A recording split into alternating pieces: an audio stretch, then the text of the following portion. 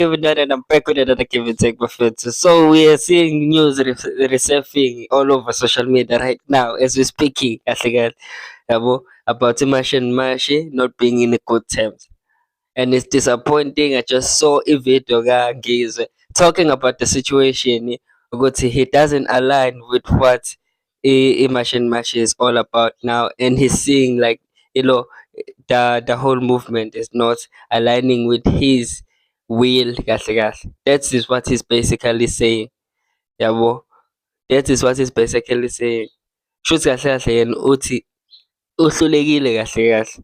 Ngendlela kodwa bekhuluma ngayo on the last few months, it wasn't what we expected it would be right now because abantu they are torn apart.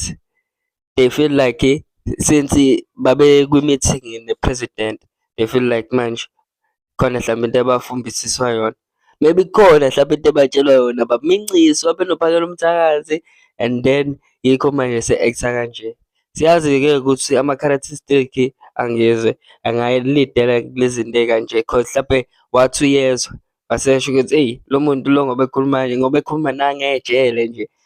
Yabo, ubuntu sebuwa nalokho ethi ngoba ophakela umthakathi noJacinta balazi ijele, uyena umuntu olazi-ke ijele. So I'm just thinking ukuthi kahle kahle lento ayishoyo shuthi babe babagwajisa kahle kahle, yabo. Yikho ese-back-a out.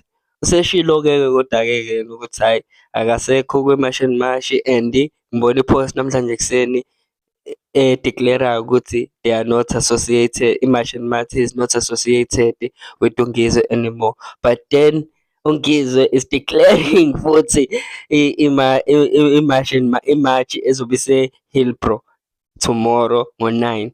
So I don't know, it's becoming more political manje, it's becoming not a revolutionary so fast kanje. So fast kanje, I'm disappointed. This is the give and take. I just want to hear from you all bafethu ukuthi nina nicabangani ngale nto le. Because manje it happened so fast, the people were expecting ukuthi mhlambe the match and match would go on, but now it seems like everything is going downhill after that meeting. Mind you, Sis Jacinta wasn't there. But yeah, I want to hear from you all. What's your take about this situation? Bafethu, don't forget to like, comment, bafethu, share it. Nenze yonke into. Danko.